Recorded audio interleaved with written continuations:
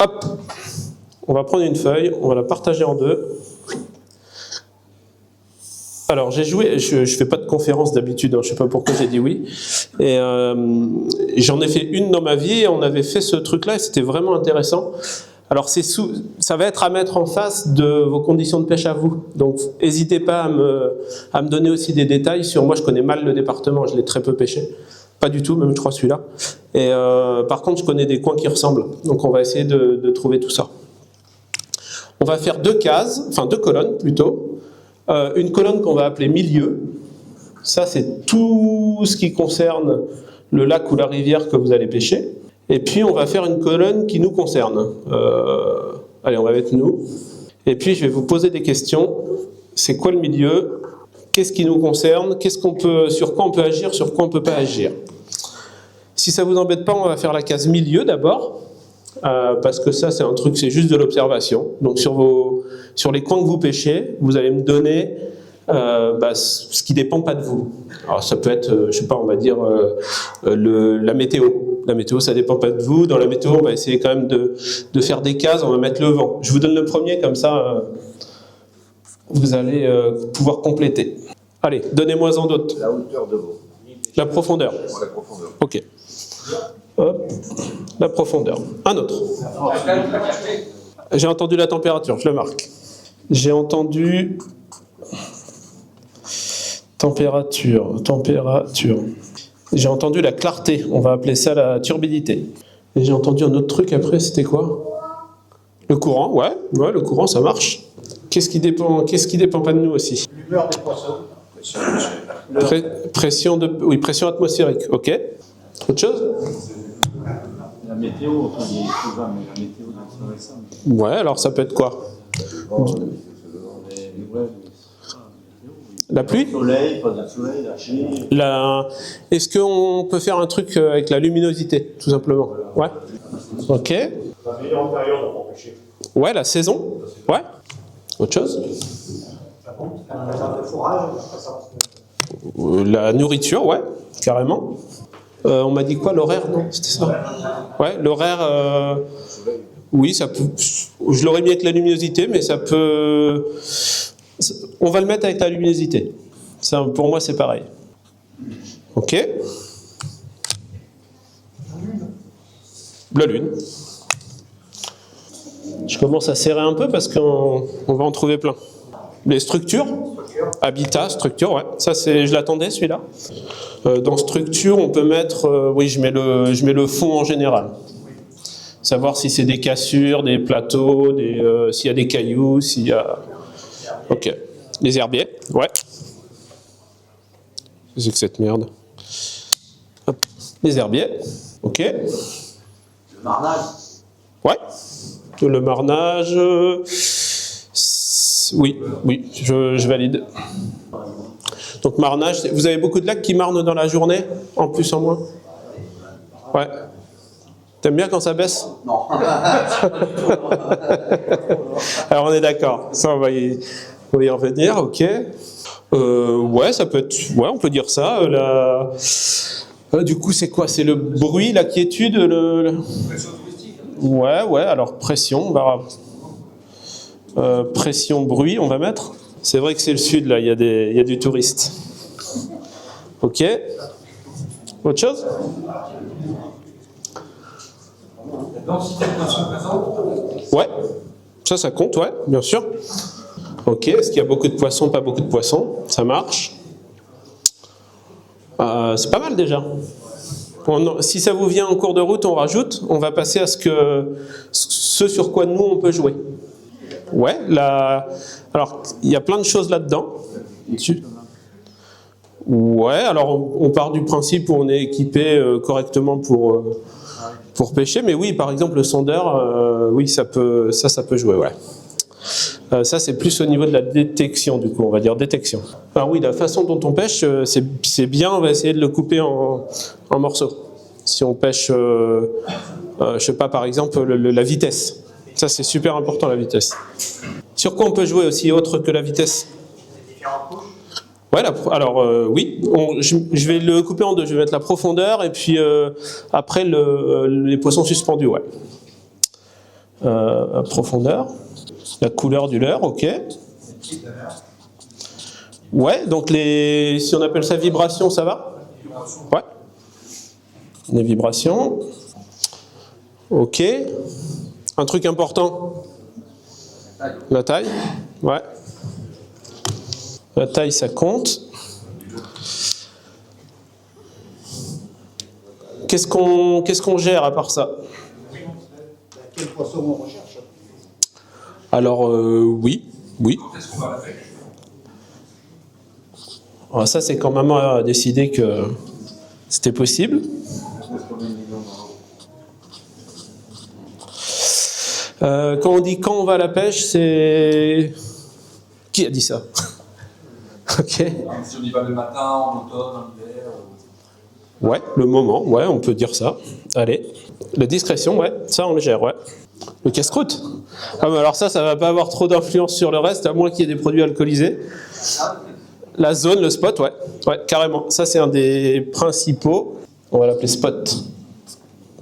Ok. Alors, le bruit, c'est la discrétion. Ah, le bruit du leurre, je le rangerais bien dans vibration. Parce que s'il vibre pas, enfin, c'est perçu comme un bruit par le poisson, toutes ces vibrations-là. Ouais. Ok. Ouais. Est-ce qu'on met ça dans la discrétion? Oui, dans la discrétion, il y a le bruit et il y a le... on va mettre quand même ça, finesse. Finesse fil, allez. Ok.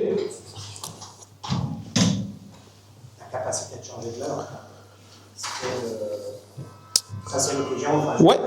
Ouais, mais ça, c'est bien. Je suis juste en train de l'adaptation, ouais. On va mettre changement de l'heure, allez. Mais c'est une adaptation, ouais. La présentation? Alors oui, ok. Le déplacement d'un coup de chambre. Ouais. Alors, on a quoi? La taille, la couleur, les vibrations, le grammage, la profondeur, la vitesse. À quel endroit? Fin, pas fin. Si on change de l'heure, si on garde le même. Si on change de spot ou si on garde le même. Ça commence à ressembler à quelque chose. Est-ce que vous voyez autre chose? Vibration? Animation. Ah pardon, l'animation. Ouais, ça c'est la présentation du leurre. Je le mets là. Présentation, animation, ouais. Ok. Le placement? Ouais. Ouais, ça c'est bien le placement. Placement, alors le placement il est valable surtout en bateau, mais aussi parfois du bord. En bateau, effectivement, il y a des fois, il faut mieux jeter dans le profond et ramener vers le moins profond, et d'autres fois, c'est l'inverse. En fonction de ce qu'il y a au fond, de l'espèce. Ouais, ça, c'en est une bonne. Est-ce qu'on n'essaierait pas de les hiérarchiser un peu, ces trucs? Dans le milieu, c'est quoi le plus important? Le vent en plein hiver, moi, j'y vais pas. C'est la température de l'eau, non? Le vent, c'est super, hein, mais pas toujours.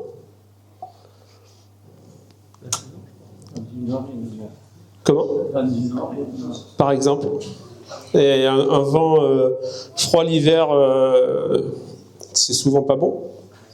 Un vent chaud l'été, c'est souvent bon. Ok. Et puis le vent, souvent, il a une influence sur la température de l'eau. Il a une grosse influence sur la turbidité. Parce que ça c'est un truc capital. Hein. Alors, je ne sais pas ce que vous pêchez tous majoritairement, mais vous pêchez quoi ici? Plutôt le brochet dans l'ensemble ou truite? La truite, il y a une grosse influence de la turbidité du coup. Hein. Quand c'est bas et clair et qu'il n'y a pas de jus, on s'arrache les cheveux. Hein. Vous pouvez rappeler ce que c'est que la turbidité? La turbidité, c'est ce qu'on appelle la couleur de l'eau en fait. C'est si on voit à travers ou pas. Notamment dans les grands lacs qui sont ici, l'eau est extrêmement claire. Ouais. Comme chez moi dans les lacs alpins, elle est aussi très très claire. Mais Alors, c'est là où on peut s'aider du vent. Par exemple, alors je connais pas vos lacs encore une fois, mais il y a peut-être des berges battues par le vent qui deviennent un petit peu laiteuses, un petit peu truc, et souvent cette couche d'eau laiteuse, elle s'écarte un peu du bord. Au fond, ça reste clair, mais au-dessus, ça devient un peu sombre, et souvent on fait des belles pêches dans ces zones-là, parce qu'on arrive à pêcher dans des endroits où les poissons voient un peu moins. Et souvent, ça c'est grâce au vent qui vient modifier la turbidité. Et du coup, la turbidité, en fait, c'est ni plus ni moins que de la luminosité. C'est-à-dire que la turbidité, elle va faire que le poisson va y voir un peu moins clair et il va être un peu plus facilement prenable. C'est le cas des cendres, par exemple, dans les rivières en crue. Un cendre dans de l'eau claire, à part au live, c'est compliqué. Et voire même, il y a des populations complètement insoupçonnées de cendres, des fois dans des lacs clairs, parce qu'ils ne s'en prennent pas, hein. Ils sont fantomatiques. Et du coup, la turbidité, elle aide à ça. Et soudainement, dans ce lac clair où il ne se prend jamais un cendre, il y a un ruisseau qui crache marron, et d'un seul coup, il va se prendre des cendres. De la même manière, dans une rivière claire, il y a un petit coup d'eau, une petite crue, ça devient marron, on les prend dans 1 mètre d'eau sous la canne, connement en plus, parce qu'ils mordent vraiment fort dans ces moments-là. Donc, et ça, ou alors, dans ces endroits super clairs où il s'en prend jamais, tiens, on dépasse un peu leur truc, il fait nuit, ça y est, les mecs qui pêchent un peu plus tard, ils en attrapent. Parce que c'est vraiment là, dans ce cas-là, la luminosité qui fait tout, pardon. Et du coup, luminosité, turbidité, vent, tout ça, donc c'est assez lié. Et ça, ces 3 trucs-là, c'est des brouilleurs. Et ça c'est génial, les brouilleurs. Ils nous rendent, nous, plus discrets, parce que mine de rien, un leurre, c'est tout sauf naturel au final, hein. Même on peut choisir un leurre qui ressemble à un vrai poisson. Dans l'eau, ça n'a rien du tout de naturel, hein. Les mouvements de la caudale, enfin, il n'y a rien qui va en vrai sur un leurre. Donc on se sert beaucoup enfin moi je prête vraiment beaucoup d'attention aux brouilleurs. La lumière, le vent, et du coup la turbidité de l'eau. Ça c'est vraiment des trucs ultra importants. Dans un autre niveau, les herbiers, ça peut faire partie un petit peu des brouilleurs. Parce que, notamment sur les brochets, quand ils sont embusqués dans les herbiers, ça arrive qu'on les chope par surprise un peu là. On s'accroche dans l'herbe, on secoue un grand coup, tac. Ça c'est un poisson qui a fait une touche réflexe. L'herbier, ça a été un brouillard. Il aurait vu le leurre arriver de 5 mètres, et peut-être qu'il n'aurait même pas bougé. Et du coup, je le mets dans la catégorie des brouillards. Vous voyez un autre truc important sur le milieu ? Ouais, la saison, ça peut être considéré comme un truc important. Parce que... alors pourquoi la saison, tiens ? Ok. Alors la repro sur le brochet, c'est pas bon. Ils mordent pas quand ils se reproduisent, mais alors du coup c'est tout le reste qui est plutôt favorable. Donc ouais, la saison on la prend en compte pour éviter d'aller se casser les dents. Si toutefois on a possibilité de pêcher au mois de, je sais pas, aller entre février et avril selon les milieux, et qu'on va aller pêcher le brochet, des fois c'est un piège, parce que tout simplement ils mordent pas. D'ailleurs, la réglementation en France, elle est nulle à ce sujet-là, hein. Elle est établie, elle est étalonnée sur les brochets, alors qu'ils ne mordent pas du tout pendant la repro. Donc, 15 jours avant, 15 jours après, normalement... Bref, ça c'était un aparté, mais oui, la saison c'est important. Ça permet d'éviter des pièges. On ne va pas pêcher les cendres et les basses quand ils se reproduisent, parce qu'eux, ils surveillent le nid. Donc oui, on évite aussi ces points-là. Après, c'est plus... pour moi, ce qui est lié à la saison qui est important, c'est-à-dire justement la température, on l'a là, la profondeur à laquelle vont se tenir les poissons, mais qui est aussi liée à la température, la nourriture aussi, ouais, bien sûr, parce que l'hiver, par exemple, il y a des rassemblements de poissons blancs, et du coup, il y a des carnassiers autour. Donc ouais, la saison, on n'y peut rien, mais effectivement, il y a des saisons plus propices que d'autres pour la pêche des carnassiers. Et c'est valable à la mer aussi. Bien sûr, je pense qu'il y en a beaucoup. Il y en a combien qui pêchent en mer là ? Un gros tiers. Alors, il y a peut-être pas tout n'est peut-être pas aussi important que ça sur la mer, j'en sais rien, j'y pêche moins, mais il y a forcément des infos qui vont se recouper à un moment donné. Ok, alors, on dit que les plus importants c'est ça, c'est les 4 brouilleurs qu'on a. Et après, effectivement, attention à la saison. Après, il y a des faux amis là-dedans. Moi, par exemple, la lune, j'en ai rien à foutre. Si je commence à regarder la lune, je vais plus à la pêche. La nourriture, attention. C'est pas parce qu'il y a beaucoup de vifs qu'il y a beaucoup de carnassiers autour. Ou s'il y a beaucoup de carnassiers autour, c'est pas parce qu'il y a beaucoup de vifs qu'ils vont s'intéresser à vos leurres. C'est même souvent le contraire. Ouais. Et des fois, s'ils sont dans des boules de vifs, par exemple, ça arrive souvent l'hiver, quand ils sont sur des tout petits vifs, là, les brochets, et ils sont tous, il y a énormément, une grosse concentration de bouffe, bah pour les déclencher au leurre, c'est hyper dur. On est obligé de pêcher tout petit, donc avec un matos qui n'est pas forcément adapté, etc. Donc la bouffe, moi, j'y fais pas trop attention. Je préfère même quand il n'y en a pas beaucoup. Voilà. Alors, peut-être que si Sainte-Croix, ça ressemble au lac alpin, j'aime bien quand il y en a un peu, que c'est un peu éclaté, mais j'aime pas avoir des gros tapis de bouffe parce que souvent, c'est pas là où on fait les plus belles pêches. Donc ça, faux amis. Si, un truc super important, la structure, le fond. Parce que ça, c'est la notion de poste. Donc c'est super important pour les carnassiers parce qu'ils ont besoin d'abri, ils ont besoin d'être embusqués pour chasser facilement, pour pas se faire trop voir, on va dire. Donc ça, c'est intéressant. Et attention, un poisson, ça peut s'embusquer en pleine eau. C'est-à-dire, et on le voit maintenant avec le live, c'est-à-dire qu'ils vont se positionner en dessous du poisson fourrage, de manière à pas être vus et à avoir cet écran rétroéclairé là, comme celui-là, où ils vont voir les proies se dessiner là. Voilà. Mais la structure, c'est hyper important. Cachette, abondance de nourriture, partout où il y a des écrevisses par exemple, c'est les endroits où il y a un peu de granulométrie, c'est toujours des bons spots. Et d'ailleurs, ça rejoint l'observation qu'on peut faire sur les bordures. En général, tous les changements de substrat qu'on peut voir, ils se prolongent sous l'eau. Et si vous avez par exemple une plage de sable et puis que d'un seul coup ça devient progressivement une falaise, il y a cette zone de transition avec des blocs.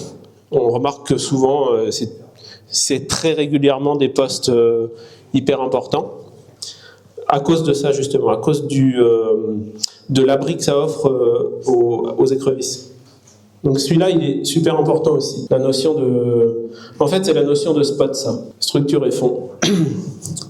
Marnage, on n'y peut rien, mais effectivement, comme on a dit, un lac qui baisse et qui bulle, etc., ça vaut rien. En général, c'est souvent très très dur. Donc c'est pas le mieux. Ça nous donne une belle excuse d'ailleurs pour rien attraper. Quand on prend rien et que le lac baisse, c'est parce qu'il baissait, forcément.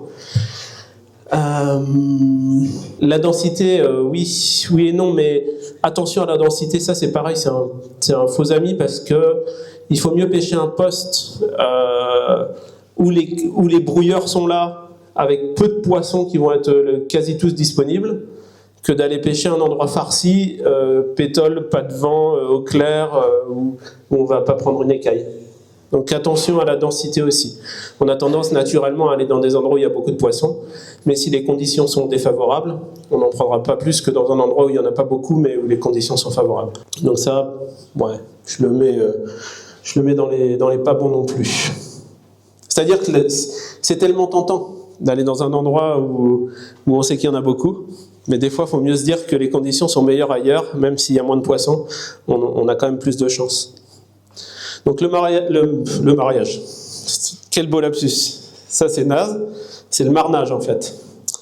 La pression, le bruit, ça c'était, ça pareil, faux amis aussi parce que les endroits où le tourisme là il dure toute l'année, enfin tout l'été, les poissons ils font avec, hein. C'est-à-dire que c'est même fréquent de prendre des poissons dans les zones où il y a des bateaux qui passent, où il y a moi, j'ai jamais fui ce genre de spot, parce qu'au contraire, parfois ça les excite, ça fait bouger les petits poissons, ça leur donne des conditions de chasse qui finalement sont pas si négatives que ça. notamment les gros poissons, parce qu'eux, ils n'ont rien à craindre de personne. Et du coup, ça m'est arrivé de faire des belles pêches en jetant vraiment au cul des bateaux qui passent, par exemple. Et ça, c'est une astuce qui est connue des guides de pêche un peu partout dans le monde, où parfois sur un spot qui donne rien, ils mettent un grand coup de thermique, ils font 2-3 ronds au thermique dessus pour créer quelque chose, en fait, pour changer quelque chose. Et parfois, ça fonctionne très bien. Moi, je l'ai fait moi-même plusieurs fois, parfois ça marche fort. Donc ça, attention. Bon, la lune, on a dit qu'on s'en foutait. Quand on pêche très décollé, c'est souvent avec des gros leurres. Donc il faut quand même du matos solide pour pas casser au lancer. Pour pouvoir planter des gros hameçons, il faut quand même du matos un peu, enfin un gros badly, une grosse tresse, une grosse canne, etc. Donc il y a deux approches différentes en fait. C'est soit je passe à côté des poissons et je pêche fin, ou alors je pêche doucement. Par exemple, je sais pas, au Ned Rig, au Carolina, en linéaire avec des petits shads, des trucs comme ça, je vais avoir tendance à pêcher fin. Jamais très très fin, mais fin. Alors que quand je pêche très décollé, là je vais pêcher gros. Je pêche jamais très fin à cause de moi, parce que je sais que je ferre trop fort. Et j'ai pas envie de casser ou de laisser un leurre dans un poisson. Du coup, en général, je descends jamais en dessous de 18 centièmes. Mais j'ai une anecdote à ce sujet-là. Je suis sorti il y a pas longtemps au lac de Vouglan avec Armand Michaud, qui est un champion de pêche au carnassier, qui est le champion de France d'ailleurs de pêche au carnassier. Et il m'a montré que, en fait, en 14 centièmes, il avait beaucoup plus de touches qu'en 20. Bon, on a pris je crois qu'on a pris 4 ou 5 perches, mais c'était que des poissons entre 45 et 50, donc des grosses. Et en 22 centièmes, il n'y a pas de touche. Quand il pêche très très léger, son 14 centièmes, il lui permet de descendre plus vite déjà sur les poissons. Et puis, dans cette eau c'était le mois de, je sais plus quoi, janvier, là je crois, enfin dans de l'eau ultra claire, très très très claire, au moins aussi claire qu'ici je pense, sur des poissons méfiants qui sont souvent pêchés. Et là pour le coup, dans ce cas particulier, la discrétion, la finesse, elle faisait la différence. Mais c'est toujours pareil en fait, il y a un paramètre, il va faire la différence dans un petit pourcentage des cas. Donc je dis pas que ça sert à rien de pêcher fin, la preuve. Mais je dis que c'est pas un paramètre que moi je mets en haut de la liste. Là, en 14 centièmes, on peut pas pêcher le brochet. Non. Ouais. Faut mouliner plus vite, comme ça il n'a pas le temps de voir. Le brochet, on peut pêcher un peu fin, mais si on décide de le pêcher fin, c'est-à-dire avec un bas de ligne en 50 centièmes, ça reste fin, ultra fin pour du brochet. Là, dans ce cas-là, il faut le pêcher avec des cannes un peu souples et faut pas ferrer trop fort. Donc si je veux le pêcher très fin comme ça, par exemple, si je pêche les perches dans un endroit où il y a beaucoup de brochets, où il y a quand même un risque de se faire couper, je vais plutôt pêcher en spinning, parce que je vais avoir une canne plus molle, je vais ferrer moins fort, et du coup je choisis volontairement de compenser mon réflexe de ferrage avec une canne un peu souple, Ce qui coupe en fait au brochet, c'est la vitesse. D'ailleurs 90% des coupes, c'est à la touche. Ou au ferrage d'ailleurs, on ferre, la bannière elle est déjà molle, c'est coupé, c'est passé à 1000 à l'heure dans les ouïes. Et avec une canne molle, j'arrive à compenser un peu ça, et du coup c'est assez rare de se faire couper, même avec un 50 centièmes sur un crank par exemple. Si j'ai le réflexe de pas ferrer et que j'ai une canne un peu souple, normalement ça se passe bien, je me fais pas couper. Moi, à titre perso, je pense que l'ardillon, c'est pas une plus-value. Surtout que c'est des poissons qui sautent pas beaucoup. Le combat, ça se mène de façon à ce que ça saute pas trop aussi. C'est pas une truite, on sent que le poisson monte en surface ou va sauter. Moi, j'aime pas les ardillons, mais j'ai souvent la flemme de les écraser. Donc, au final, je me retrouve à pêcher souvent avec des ardillons, tout en étant persuadé que c'est pas nécessaire.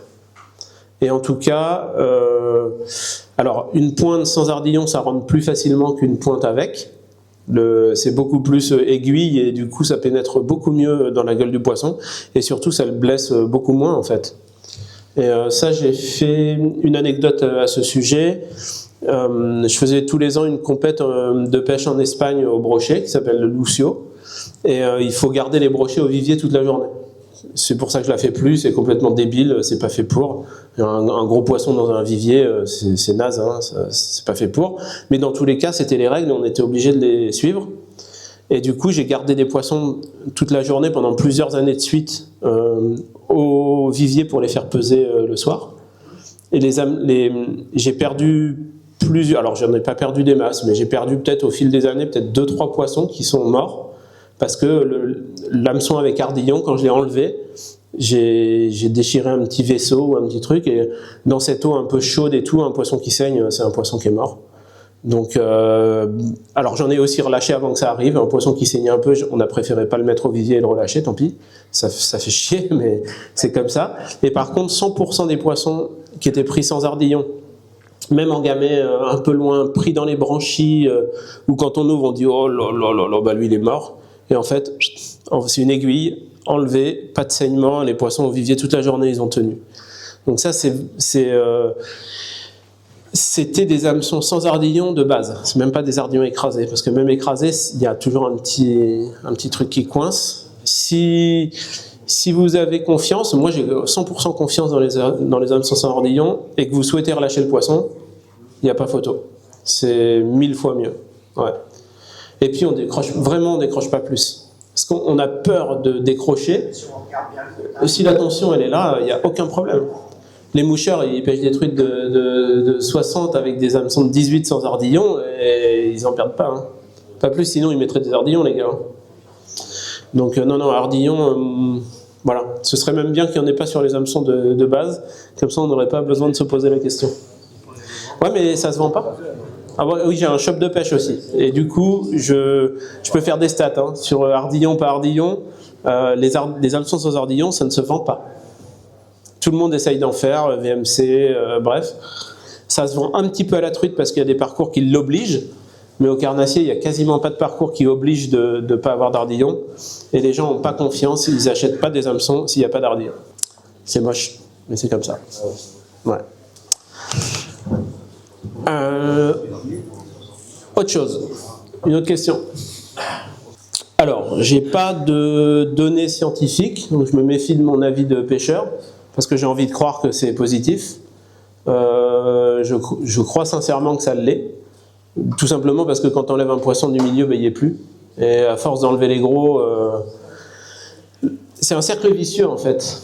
Plus tu enlèves les gros, bah forcément plus il reste que des petits, qui se reproduisent entre eux, donc c'est pas des poissons peut-être qui ont une génétique exceptionnelle, et du coup, voilà, c'est comme si on systématiquement butait tous les gens de plus d'1,80 m. On se retrouve à la fin, c'est le Pérou, hein, ils font tous 1,50 m. Donc j'aurais pu dire la Saône-et-Loire parce que j'ai un copain de là-bas qui est pas bien grand. Mais non, évidemment que ça a un impact. Alors déjà, ça a un impact sur les poissons, parce que moi je préfère que les gros ils se reproduisent entre eux pour faire des encore plus gros. Et puis ça a un impact sur l'halieutisme, c'est-à-dire l'attrait de l'endroit pour la pêche, et on fait venir des gens de plus loin, et voilà, pour le milieu, c'est bien, je pense qu'on est doublement gagnant de mettre en place ce genre de choses. D'autant qu'on n'est plus à une époque où on pêche pour se nourrir, pas trop, même si c'est bien de temps en temps de manger un poisson. Je pense que c'est bien, ouais. Il y en avait une autre derrière. Ouais. T'as écouté, non? Oui.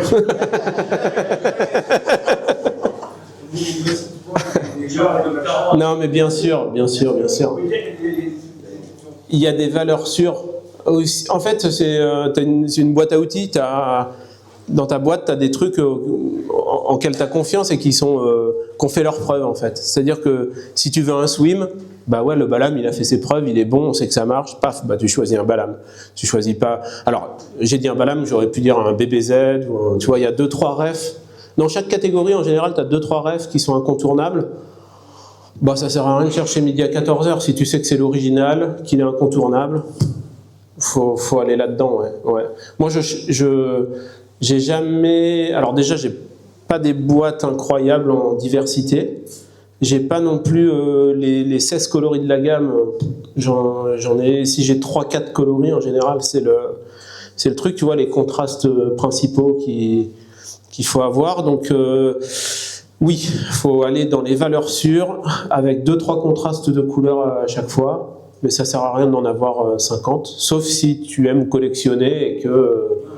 bah voilà. Mais il y a des gens, hein, je connais un gars, il a 147 Balam, un truc comme ça. ou 127 ou 147, je sais plus, Régis au lac du Der. Ouais, mais c'est son plaisir à lui, il collectionne ça, quoi. Il a les moyens de se les offrir, et il se les collectionne. Terminé, rien à dire. Mais de la même... Ouais, c'est un investissement énorme, mais c'est son délire, voilà. C'est tout. Il habite dans le camping, hein. Non, mais c'est vrai. C'est le gérant du camping au lac du Der. Donc du coup, si tu veux, bah voilà, lui c'est son truc, il adore les balames, il les a tous, il en a en 2-3 de chaque et tout. Non, mais tout ça pour dire qu'en fait, la variété des leurres, elle va pas t'apporter... faut mieux avoir les principales fonctions. Tac, tac, tac, t'as un chatter, t'as confiance, tu sais qu'il pêche bien, tu l'as dans 2 couleurs, 2 grammages, terminé. Et puis plus tu remplis les cases, plus tu as d'outils différents dans ta boîte, bah, plus tu pourras t'adapter à tout ce que tu vois là. Voilà. Tu sais que tu as un leurre qui pêche, tu sais que tu as un lipless qui pêche hyper bien vite, tu n'en as pas besoin de 36. Tu en as un qui est hyper lourd, qui va te permettre de pêcher profond, les cendres par exemple, bah voilà, tu n'en as pas besoin de 36. Faut mieux avoir ce type de boîte avec 1 ou 2 contrastes de couleurs et les bonnes références de chaque. Quand t'en perds un, tu le remplaces. Mais avoir des boîtes qui débordent, finalement, ça n'a pas un intérêt incroyable, quoi. Tu te perds, et puis il y a tellement de nouveautés chez tout le monde tous les ans que tu peux pas tout acheter au final. Donc c'est bien de se retrancher derrière quelques valeurs sûres. Par contre, c'est intéressant, plutôt que d'en avoir, 10 shades de la même couleur, il te faut un fluo, il te faut un naturel, il faut un contraste dos-ventre marqué, il faut les quelques basiques en fait. Ah ben, je vous en prie, je conçois que ce soit un peu chiant, je fais de mon mieux, mais je suis pas un professionnel. Bonne soirée. Alors la perche, c'est un poisson assez con dans pas mal de milieux. Moi j'adore les pêcher, genre en rivière, au crank, des choses comme ça, parce que c'est des pêches faciles. Si vous faites référence au lac hyper clair du coin là, c'est chaud, hein. Soit on les pêche très profond, auquel cas c'est souvent l'hiver et avec des leurres à jigger, metal jig, jigging wrap, plomb palette, tous les trucs qui se jiguent en fait. Donc ça c'est une des manières de les prendre. Le problème c'est que quand elles remontent de 20 mètres, elles sont quand même en sale état. Donc en général je fais pas beaucoup ça. Dans les lacs clairs franchement c'est un peu la galère. Au Carolina, assez fin, assez profond, à l'automne, ça peut marcher. Il y a forcément une période de l'année où elles se rapprochent du bord, où elles sont peut-être prenables en surface, mais c'est assez restreint et ça va être souvent des petites. Voilà. Ouais, c'est souvent les petites. Ouais, c'est ça. C'est ça, parce que les grosses pêches de grosses perches en surface, c'est dans les lacs pas profonds avec des herbiers.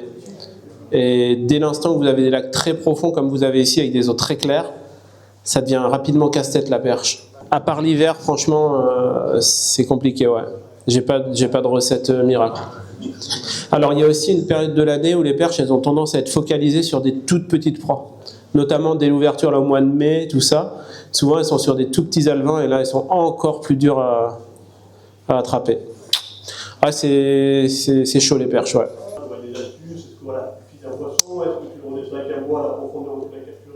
Est-ce que la question, c'est la recette du beurre blanc? C'est là où on peut pas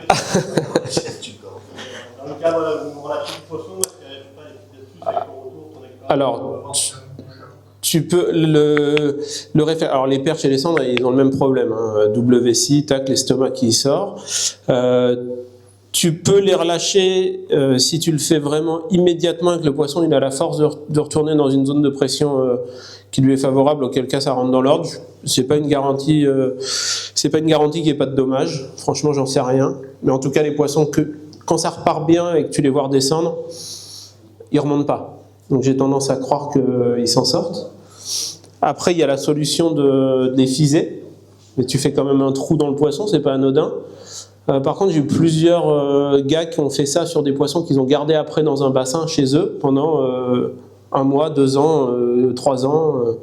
Les poissons, alors ça c'était sur des perches et des cendres, ils ont essayé sur les deux, et ça fonctionne. Par contre, faut pas se rater, parce que si tu... Voilà, faut pas lui mettre dans l'œil, quoi. Donc il y a ça, mais je pense que le mieux c'est tout simplement soit de le faire dans l'intention d'en manger quelques-unes, et auquel cas, pourquoi pas, soit sinon il faut essayer de trouver des zones où c'est moins profond, quoi. Moi personnellement, j'ai pas un méga plaisir à les pêcher si je sais que, si je sais qu'elles vont crever, quoi. Le problème, nous, c'est que l'hiver, Ben ouais. il n'y a pas profond, mais tu fais pas de profond. Faut aller pêcher de loup en surface à la mer, hein. C'est vrai, franchement. Alors, est-ce que tous les poissons sont vraiment profonds et qu'il y en a quand même qui sont un peu décalés? Je pense qu'ils sont profonds tous. Ouais. Ouais, parce que ça correspond à leur tenue de l'hiver, et là, ça pêche plus. Il faut savoir faire autre chose. C'est con, hein. Ça, après, tu peux aussi décider d'en garder quelques-unes pour les manger, hein. C'est possible aussi. Les perches, les cendres, c'est Ouais. vraiment... c'est minimum d'un mètre. Il n'y a pas de... Les cendres... Ouais, même broderie. Les brochets, ils gonflent aussi, hein. Oui, non, mais je veux dire, il y a une période où même eux, ils sont dans... Alors oui, et il y a plus de casques qu'on croit sur les brochets, notamment vers chez nous, là, sur les lacs alpins, parce que ils gonflent aussi. Et d'ailleurs, quand ils remontent, ils sont gonflés là, juste sous la gorge. C'est de l'air, et parfois ils ont du mal à repartir. J'ai vu une vidéo là, de Philippi qui massait, qui faisait rôter. Alors ça marche. Alors ils gonflent aussi beaucoup à cette fameuse compète en Espagne où tu dois les garder au vivier. Donc j'ai eu l'occasion de le... Ah bah oui, j'avais pas le choix, hein. Sinon l'air en fait les fout à l'envers et ils se noient et ils meurent dans le truc. Donc t'as pas le choix, t'es obligé. Ça se fait en... Alors c'est pas un massage thaïlandais, hein. Il faut le prendre contre toi, avec le dos du poisson contre toi, et incliner en avant la tête, tout en remontant légèrement cette boule d'air là. Et effectivement, tu entends l'air qui sort. Ça sort, et le poisson, a priori, il n'y a aucun dommage, parce que quand tu le relâches, il s'en va parfaitement. Ouais. Le meilleur traitement, c'est surtout et notamment l'été, quand eux ils sont dans de l'eau fraîche et que tu les montes dans de l'eau chaude, et c'est souvent là en fait que ça arrive. La décompression l'hiver, il n'y en a quasiment pas. C'est le changement de profondeur, parce que la pression est moins forte en haut, donc le gaz il prend plus de place, il gonfle, mais il y a aussi une histoire de température, et quand l'eau est vraiment chaude en surface, ils ont du mal. Faut pas prendre 12 photos et attendre 4 minutes, parce que chaque seconde compte, mais presque, ouais, c'est vrai, hein. Il faut faire ultra vite, hein. Tant pis, tu fais une photo du poisson, tu le relâches. La température, s'il fait par exemple 25 dehors et que l'eau elle a... Même si l'eau de surface et l'air sont à la même température, lui tu le prends, ça se trouve il monte de 8 mètres ou de 10 mètres. Déjà quand toi tu te baignes, t'as froid aux pieds. Donc t'imagines bien que dans 8 mètres, l'eau elle est beaucoup plus fraîche, quoi. Toi, sur façon d'être dans 50 d'eau, donc Rien à voir entre la surface et la température. Mon histoire de la Clément là, qui passe de 25 à 9, ça a décapé une couche de quelques mètres, hein. C'est-à-dire que l'eau la plus dense, elle est à 4 degrés. Donc dans le fond de ces lacs très profonds, le fond il est à 4. Donc, alors il monte rarement du fond, mais tu as quand même une thermocline à un endroit, et en dessous c'est quand même très, très frais, quoi. Voilà. Vous rajoutez un crible, à partir du moment où vous allez peut-être courir avec un hameçon simple, comment vous faites? Alors en général, sur tout ce qui est pêche cendre, etc., je mets pas de triple. C'est un poisson qui aspire fort le leurre. Si la touche elle est de bonne qualité, tu n'as pas besoin de rajouter un triple encore en plus. Ah, pour le brochet, de plus en plus, je mets pas de simple et je mets que un triple.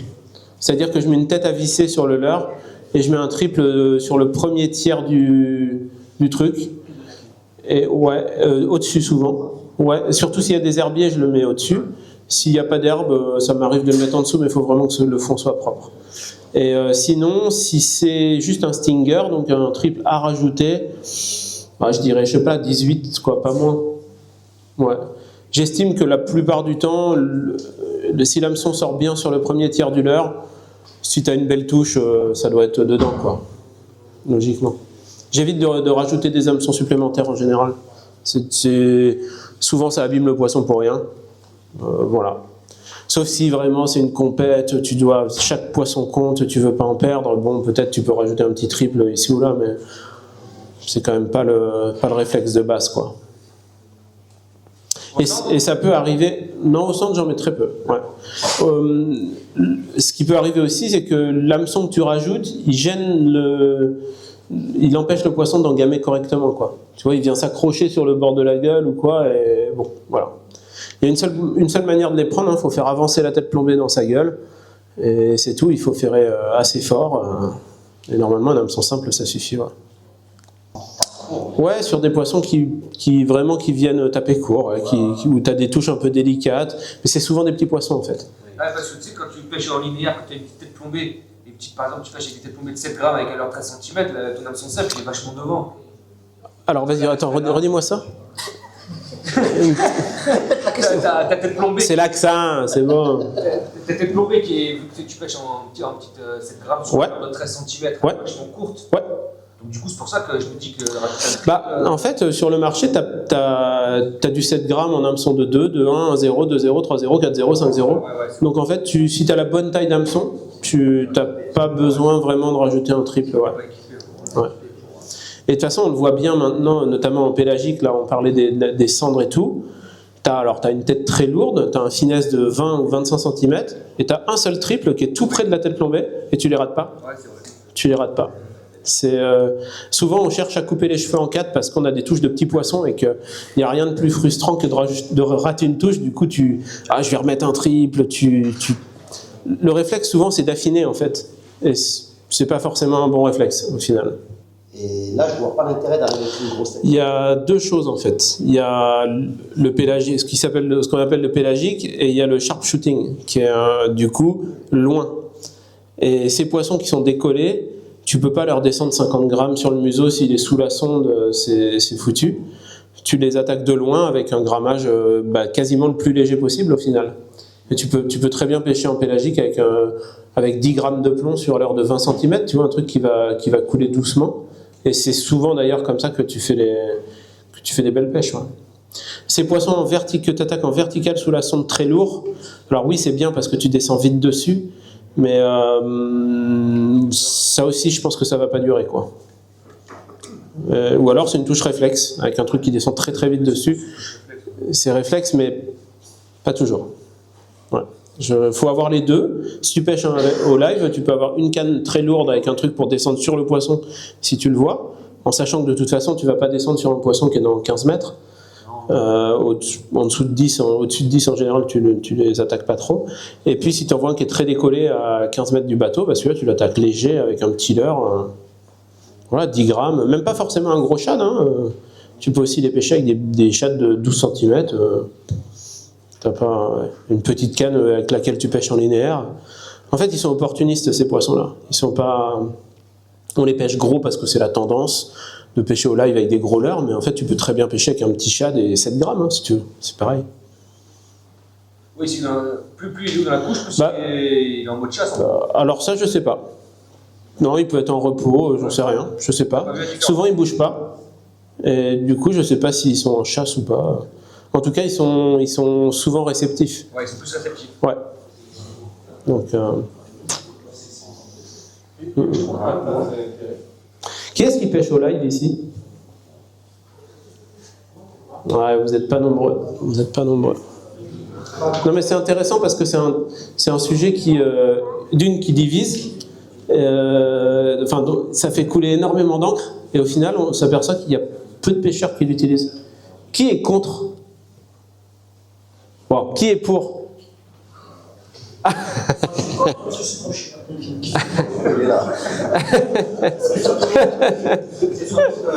Alors vous êtes 80, il y en a 3 pour et 0 contre.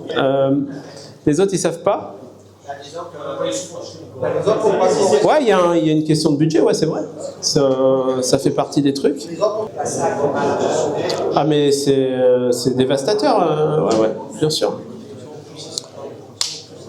Après c'est nouveau, on s'adresse à des poissons qui n'étaient pas pêchés jusqu'à présent. ils sont en train de se faire prendre. Ils commencent à être éduqués. Pour certains, ils se font déjà enlever, et puis les endroits où c'est très pêché, Tu le vois direct, tu mets la sonde dessus. ou au plouf du leurre, Direct, ça va. ouais, ils vont s'en tirer. Mais en attendant, ça a fait du mal, ouais. Enfin du mal. Ça a fait des gros poissons, ouais. Je pense qu'il faut rester sur les deux, il faut avoir le live, mais pas te bloquer dans le live aussi. C'est sûr. T'as ton 2D. C'est une gymnastique, faut pas oublier ça là. C'est le tableau pour en revenir au sujet principal. Moi, quand je suis arrivé au lac d'Annecy, l'éco-sondeur était interdit. Après, il a été autorisé. Les gars ont dit ah mais c'est dégueulasse, ils vont tout prendre, etc. On n'a pas tout pris. Là maintenant, il y a le live, c'est une autre discussion. On peut être pour, contre. Ouais, bien sûr. Ça fait partie du paysage. On va faire avec. Ouais. Autre chose? Oui, qu'est-ce que tu proposes les attractants? Ah, les attractants. Dans le doute, ça m'arrive d'en mettre. Le mot attractant, il est peut-être mal utilisé. Ça attire pas les poissons, je pense pas. Par contre, ça peut améliorer la qualité de la touche. Ça, j'y crois. Les poissons qui suivent vraiment longtemps, je pense que éventuellement, ça peut les décider. On sait très bien, par exemple, sur le bass, ils peuvent très bien ramasser un leurre posé au fond. Je pense que s'il y a de l'attractant, c'est un plus. Sur des poissons comme le brochet, j'ai un doute, mais je dis pas que ça peut rien faire. Sur le cendre, oui, j'y crois nettement plus. C'est un poisson qui suit beaucoup plus longtemps et beaucoup plus près du leurre. Pour moi, ça peut avoir un intérêt. La perche, ça ramasse au fond, un peu comme un bass, donc je la mets dans le même truc. Donc oui, globalement, c'est intéressant. Ouais. Ceux qui pêchent les truites lacustres, par exemple, là, je sais plus si c'est le catkin, il est parti, le monsieur, ou si toi tu les pêches, ça fait quelque chose. Parce que le suivre, c'est un enfer. Ouais, voilà. Ouais. Là, ça fait un... Alors, c'est pas moi qui le dis, hein, moi je suis pas spécialiste de ça, mais les gars qui vraiment les pêchent, qui sont spécialistes dans le truc, ils disent que ça fait la diff, ouais. Ça coûte pas grand chose d'en mettre en tout cas. Si ça peut influer sur le facteur confiance, c'est bien. C'est logique quand tu vois que les poissons, par exemple une carpe, elle bouffe une bouillette, c'est parce qu'elle est odorante. Le brochet il bouffe la carpe, c'est parce qu'elle pue. Bon. Il y a des carpistes. Bon, excuse-moi, je le pensais pas vraiment. Allez, finis ta bière, va, c'est pas grave. Est-ce qu'il y a autre chose? Ouais. Normalier, cuillère, vous pêchez. Alors j'y pêche plus, mais j'y ai beaucoup pêché, ouais. Les deux d'ailleurs, mormanier et cuillère. Quand j'ai commencé avec ça en fait. Hein. Mormanier, c'est incroyable comme technique, dévastateur. C'est top. J'aimais beaucoup pêcher les brochets avec, plus que les sandres d'ailleurs. Parce que déjà, j'avais pas trop de cendres dans ma région, et puis les brochets, ça s'y prêtait bien, ouais, avec des grosses ablettes, pas trop lestées là sur les bordures. Pardon ? La viande a fait la différence. Ah oui, clairement, ouais. Donc ça arrive encore. Lisser sur une saison, je pense sincèrement que tu prends plus de poissons au leurre. T'es plus mobile, il y a beaucoup plus de techniques à t'apporter, enfin c'est beaucoup plus riche. Donc sur une saison, c'est sûr. Par contre, t'es pas à l'abri de prendre une volée par un mec qui pêche avec un bas de lignacier tire-bouchonné et un hameçon rouillé en plein été quand la pêche est un peu bloquée, quoi. C'est le jeu. Et cuillère, alors j'y pêche un petit peu. J'y pêche plus à la truite avec à l'ultra léger l'été, par exemple, des choses comme ça. Au carnassier, ça fait longtemps que j'ai pas pêché à la cuillère, mais ça fonctionne. C'est un petit peu à l'ondulante, mais ça marche fort, bien sûr. Tournante au carnassier, un peu moins. On a le spinner, en fait, qui a les avantages de la cuillère et qui s'accroche pas. Du coup, j'ai beaucoup plus naturellement la propension à pêcher au spinner ou au chatter qu'à la cuillère. Et après, si, une ondulante sur des regroupements de fourrage, des trucs comme ça, c'est très bon. Hein. C'est très bon. Il y a encore d'ailleurs des pays comme l'Irlande où c'est parmi les leurres à utiliser en priorité, quoi. Donc non, c'est pas du tout, ça n'a pas disparu. Ça t'offre moins de possibilités que tout ce qui, depuis des années, est développé, mais ce sera efficace pour toujours, hein. Comme le manier d'ailleurs. Ouais. D'après toi, la présence du cendre dans nos milieux, parce que c'est pas si vieux que ça non plus, est-ce que tu crois qu'elle a vraiment une influence sur la population de brochets?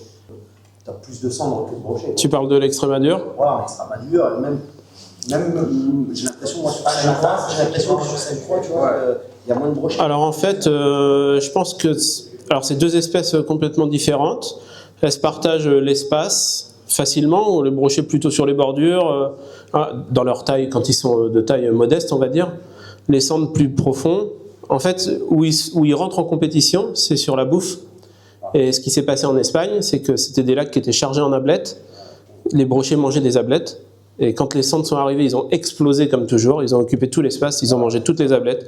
Toutes les ablettes ont disparu jusqu'à la dernière. Ils ont réussi à vider des lacs entiers des ablettes. Et du coup, la population de brochets a un petit peu plongé. Mais comme la nature est bien faite, ça se rééquilibre. Et en général, le brochet revient de plus belle après. C'est ce qui s'est passé, notamment au Orellana, pour prendre celui-là. Là. Alors, dans le même temps, il y a des herbiers qui sont apparus qui n'étaient pas avant, mais les brochets il y a eu des frais exceptionnels de brochets. Ouais, beaucoup de poissons de 50, 60, 70. S'il n'y a plus d'ablettes, Énorme. Ça y est, les ablettes reviennent. Parce que les brochets qui étaient assez gros, ils se sont mis à manger des bébés cendres. Donc ils se sont mis à leur source de nourriture, il n'y avait plus d'ablettes. Il reste les écrevisses, c'est des lacs où il y a très peu d'espèces. Il reste les écrevisses, des tanches. Les parcours là-bas. Non, alors au Orellana, il n'y en a pas, ou très peu. Donc il leur restait les cendres, du coup, et les écrevisses. Donc ils se sont mis à manger, ils ont toujours mangé des écrevisses, mais ils se sont mis à dégommer les cendres. Le cendre, ça s'est calmé parce qu'il n'y avait plus non plus d'ablettes. Donc le cendre, il n'avait plus que les écrevisses et les bébés cendres de son espèce, et les petits brochets. Et du coup, ça se rééquilibre, et au final, ça a commencé par les lacs du Lot, là, Sirara, Garcia Sola, Orellana. Et Sirara en premier, on prenait plus que des cendres. Les basses, ils ont plongé, les brochets, ils ont plongé. Et là, maintenant, ça fait 7-8 ans. Des cendres, il s'en prend peu. Par contre, il se prend maintenant beaucoup de brochets et les basses reviennent très fort. Donc ça se... Et sur vos lacs, alors malheureusement, je ne les connais pas encore. Mais je vois pas trop de conflits si vous avez du fourrage pour tout le monde. Le problème du cendre chez vous, c'est que l'eau est tellement claire que... à moins de les pêcher soit très profond, soit la nuit, soit au live, ça doit être compliqué d'en faire, quoi. J'imagine, j'en sais rien en fait. Ouais. J'ai pas l'impression qu'il n'y a pas beaucoup de gros. Dans le Camaro, là, des petits. Les gros, à mon avis, ils sont pas où on les pêche les petits, en fait.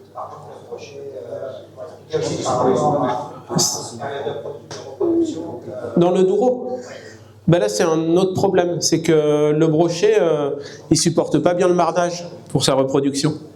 Il a besoin d'un support pour pondre, que tu trouves pas dans le Douro parce que c'est que de la roche, tu as vu comment c'est fait.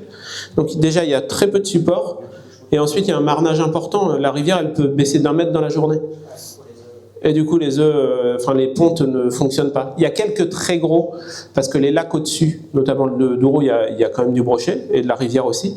Et du coup, ça alimente un petit peu au fur et à mesure le Douro. Mais en fait, ce qui compte beaucoup pour le brochet, c'est qu'il n'y ait pas de marnage et qu'ils aient un support de ponte adéquat. Le cendre, on s'en fout, il pond dans les cailloux, il pond n'importe où, sur du sable, il pond même profond. Il peut pondre à 5-6 mètres de profondeur. Donc, lui, et puis il a une reproduction excédentaire en plus. Donc du coup, cendre, perche, tout ça, c'est pas un problème. Par contre, le problème du Douro, c'est le marnage et les supports de ponte. Ouais. Mais c'est pas à cause du cendre s'il n'y a pas de brochet. Jamais. Tous les lacs, par exemple du Cantal, qui marnent énormément parce qu'ils ont des centrales qui font de l'électricité, 90% de ceux où la population de brochet elle est bonne, c'est parce que la Fédé en remet régulièrement. C'est tout, il n'y a pas d'autre moyen. C'est là qu'ils marnent tellement, c'est mort. Ouais. Forcément, ça marche plus au moment où ça fait. Ah bah oui, on a besoin d'électricité l'hiver parce qu'il caille, donc du coup on tire beaucoup sur le lac, ça baisse. C'est logique, hein. Logique, ouais. T'as une question? Tu veux rentrer, non?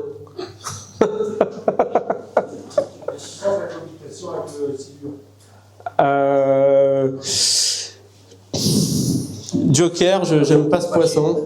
Ouais, vraiment, j'aime pas ça. Les endroits où il y en a beaucoup, il y a encore les autres carnassiers, donc je dis pas qu'il mange tout. Par contre, il prend une place qui est pas qui est pas négligeable. Il y a des endroits, bah, pourquoi pas, mais il y a plein d'endroits où il ne devrait pas y en avoir. Il y en a dans la Garonne, sur les zones à truites, où quand il faut une pêche au filet, il y a plus lourd de silures que de truites dans la rivière maintenant. Donc c'est des endroits où typiquement il ne devrait pas y en avoir, enfin ou parce qu'il y a, quoi. Donc moi j'aime pas trop ce poisson. Hein. Après, est-ce qu'il fait réellement du mal Oui, vu la biomasse que ça représente et ce que ça mange, ouais, bien sûr. Ça fait toujours chier de voir un silure de 2 mètres qui régurgite un bass de 50 ou un centre de 75, quoi. Ça nous fait mal au cœur. Après, si tu me demandes si je préfère le silure ou les cormorans, je vais te répondre le silure quand même. Donc c'est facile de lui mettre aussi tout sur le dos. Il y a quand même d'autres problématiques que le silure, quoi. En tout cas, si vous avez du silure, ça sert à rien de les tuer, les gros là, parce que quand tu as des gros, c'est le meilleur moyen de ne pas avoir les petits. Et si tu enlèves tous les gros, ça va réexploser avec des silures d'1,50 m dans tous les sens là. C'est une vérole. Ils ont fait ça, je crois, sur la Vilaine, où les pêcheurs pros se sont mis sur les silures, ils ont enlevé les gros silures, et depuis c'est l'enfer, ils sont envahis de petits silures de 80 à 1,50 m là. Et les gros, oui, c'est assez efficace, les endroits où la population elle est installée depuis longtemps là, bah, finalement il y en a des énormes, mais il n'y en a pas tant que ça. Ouais. Qui aime bien les silures? Moi ça va, vous êtes 2 quand même. Hein. Moi, je vais faire le même sondage qu'au live. Qui ne les aime pas? Ah, il y en a déjà un peu plus. Ouais. Bah, ouais. Ça peut être un beau coup de ligne quand on les pêche à vue, par exemple. Il y a 2-3 circonstances où ça peut être sympa, ou de les pêcher en surface, mais après, moi, je prends pas un plaisir particulier à les attraper, quoi. C'est cassé, on a un très bel exemple où tous les poissons cohabitent sans aucun problème. Ouais. Il y a de très gros poissons. Ouais, super. Alors ça dépend aussi de l'habitat, je pense qu'il y a dans la rivière. Si les petits poissons, enfin si ces proies elles ont de quoi se cacher efficacement, s'il y a des arbres morts, s'il y a des cailloux, des gros cailloux, des trucs comme ça, c'est pas mal. Alors c'est sûr qu'un cendre sur sa frayère, c'est un peu une proie facile pour pas mal d'espèces. Notamment le silure. Bon. De toute façon, on ne peut rien y faire. Ils sont là. La pêche sportive, elle ne permettra jamais de les réguler. Ça ne régule rien du tout, d'ailleurs. Tu peux en enlever autant que tu veux. Oui, ça ne sert à rien, franchement. Moi, je les prends, je les relâche. Avec dégoût, certes, mais je les relâche. Voilà. Autre chose ? Par contre, je reviendrai peut-être pêcher dans la région. On devait y aller demain et puis il n'y a pas la bonne météo, mais il paraît que c'est très bien. Peut-être faire des vidéos dans le coin. Il n'y a rien de tout ça. D'accord. Bon, je vais éviter alors. Ouais. Ce serait bien, moi je veux bien aller n'importe où, bien sûr. C'est ça, ouais, je veux bien. À quel moment tu vas mettre un spinner ou un shatter Quand il y a du vent. Quand il y a du vent? Ouais, principalement, ou alors quand il y a des herbiers. Le spinner ça s'accroche pas, donc je vais le mettre quand il y a des herbiers ou des branches. Le chatter ça s'accroche un peu plus, mais ça passe bien dans les herbiers, donc je vais mettre ça, ouais. Donc s'il y a du vent, des herbiers, de l'eau, un peu de turbidité. Spinner, chatter, c'est des trucs qui ressemblent à rien. Donc il faut qu'il y ait des brouilleurs.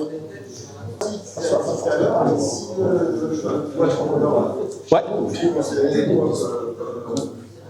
Si je veux faire une boîte de leurre, bah ça dépend des endroits où tu pêches principalement, et puis des espèces que tu veux pêcher, parce que si tu me dis je veux pêcher que le brochet à Saint-Cassien, ça va être plus réduit que si tu me dis je veux pêcher des basses, des perches, des cendres en rivière et en lac.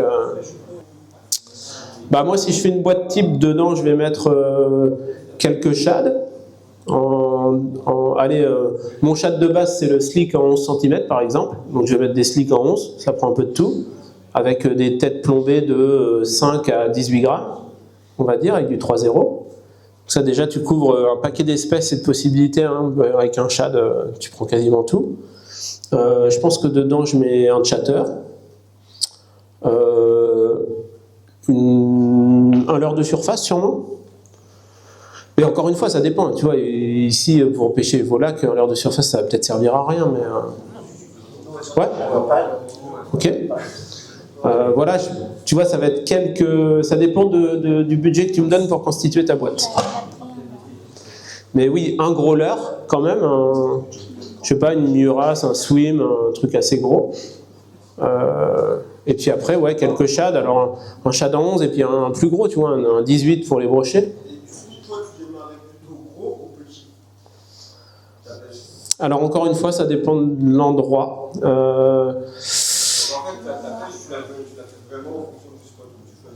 Ah bah c'est pas du flanc, hein. Je regarde ça là et je me dis tiens,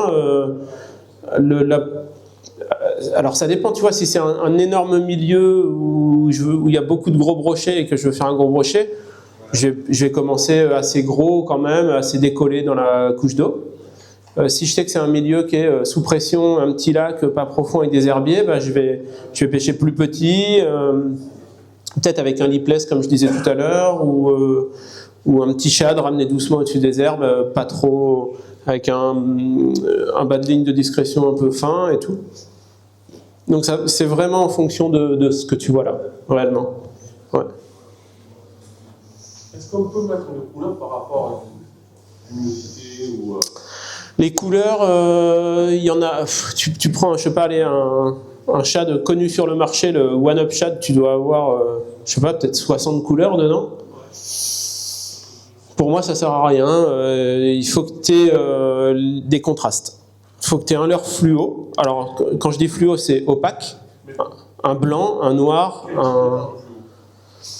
Alors, par exemple, le FT, c'est un coloris joker parce que ça peut très bien marcher par eau claire. C'est un peu le truc qui sort du lot pour le brochet. Donc un FT, il faut l'essayer systématiquement, même quand l'eau est claire. Par contre, un leurre un peu qui a de la transparence, clair, pailleté, etc., lui, je le mets quasi exclusivement quand il y a de la luminosité ou de l'eau très transparente. Plus l'eau est transparente, plus les conditions sont difficiles en fait, moins il y a de vent. Donc si tu as absence de vent, eau claire, soleil, etc., bah, plus tu vas vers ces conditions-là, plus je vais mettre un leurre un peu transparent, le plus naturel possible. Quand je dis naturel, c'est pas avec des écailles, des machins, c'est dans les teintes, dans les coloris, que la lumière elle passe au travers. Voilà. Et plus l'eau va être turbide, plus il va y avoir du vent, plus il va y avoir des nuages, plus je vais mettre un truc un peu plus opaque. Ouais, c'est ça la base. Et la différence de stratégie sur du black bass, par exemple? J'ai pas de stratégie, moi. Pour les gars qui n'ont pas confiance, la stratégie. La stratégie sur le black bass... Est-ce que ça va être la même en fonction de alors, non, là, sur le bass, ça va être... tu veux faire le lien avec les couleurs, par exemple? Non, par rapport à... Comment quand tu arrives sur un lac que tu ne connais pas et que tu ne sais pas où sont les poissons, comment tu agis si tu cherches spécifiquement là? Alors, je commence par un coup de leurre de surface sur les pointes et les fonds de crique, là. Déjà, voir s'il y a des poissons qui bougent en surface. Enfin, quand je dis un coup de leurre de surface, c'est peut-être un peu restrictif, un coup de pêche rapide. Ça peut être jerkbait minnow, leurre de surface, lipless, chatter. Enfin, je fais déjà un premier tour rapidement, on va dire. Et puis après, je peux gratter les endroits un peu stratégiques, genre les pointes qui descendent un peu vers le lac, les pointes caillouteuses, je peux les faire au drop, au jig, au senko, au truc comme ça. Et après, ça va beaucoup dépendre aussi de l'allure des berges, c'est-à-dire que si elles sont très encombrées, genre des bois dans l'eau, etc., il y a 9 chances sur 10 que les basses, ils y restent quasiment toute l'année, là, dans ces endroits très encombrés, donc auquel cas je fais du jig écrevisse, quoi. J'ai pas vraiment de stratégie à proprement parler à part ça, quoi, de se dire bah c'est le cover, enfin l'état des herbes des bois, etc., qui va dire comment je vais les pêcher en fait. Tu commences en priorité par la surface. Ouais, quand même. Alors si c'est au mois de février, je vais pas faire ça. Mais si c'est dans une période de l'année où ils sont enclins à monter en surface, je vais faire ça parce que c'est plus drôle. Donc si c'est par exemple, je sais pas moi, l'été couvert de lentilles et de merde comme ça, je vais mettre une grenouille. ou enfin leurre de surface qui ne s'accroche pas, on va dire. Et puis si ça ne mord pas comme ça, je vais aller les chercher plus doucement et plus dans les obstacles en fait. C'est-à-dire que c'est soit ils sont un peu en pleine eau et auquel cas ils sont accessibles avec pas mal de techniques, ou soit ils sont complètement soit sous les herbes, soit dans les branches, et auquel cas ça va être rubber jig ou un weightless un peu avec un insert ou un truc qui va rentrer un peu profond. Tu vois, je te donne un exemple de leurre, ça peut être une Tinagon ou un Gary avec les poils là, comment ça? Un Fatica par exemple. Merci. Tu vois, un truc qui va rentrer tout seul dans les obstacles pour aller les chercher, ouais. Et 9 fois sur 10, ils sont quand même dans ce type de poste. Enfin, je sais pas ici, mais ça reste toujours une valeur sûre de mettre un truc sombre qui va aller chercher dans le fond des obstacles. Et pareil au niveau des couleurs, c'est un poisson que tu vas pêcher souvent quand tu pêches au jig par exemple sur le fond. Et c'est un poisson qui bascule sur le leurre. Donc 9 fois sur 10, je choisis les coloris les plus sombres possibles. Du noir, du vert foncé. Il le voit sur le fond lui en fait. Contrairement au broc ou alors à un bass en pleine eau qui va être sous quelque chose et qui va regarder vers le haut. Par exemple quand il chasse des ablettes, voilà, je vais mettre un leurre plutôt blanc ou smelt ou enfin un coloris clair. Non, de la manière dont le poisson chasse et va voir ton leurre, et faut qu'il soit raccord avec le fond d'écran. Ok. Il y a aussi oui, effectivement, si tu les vois, c'est aussi sympa de les pêcher en waki ou avec un truc pas plombé qui va descendre tout doucement devant eux et qui vont. Ça, c'est une pêche. Non, c'est carrément, je fais flapper les pinces. D'accord. Ouais, ok. Ok.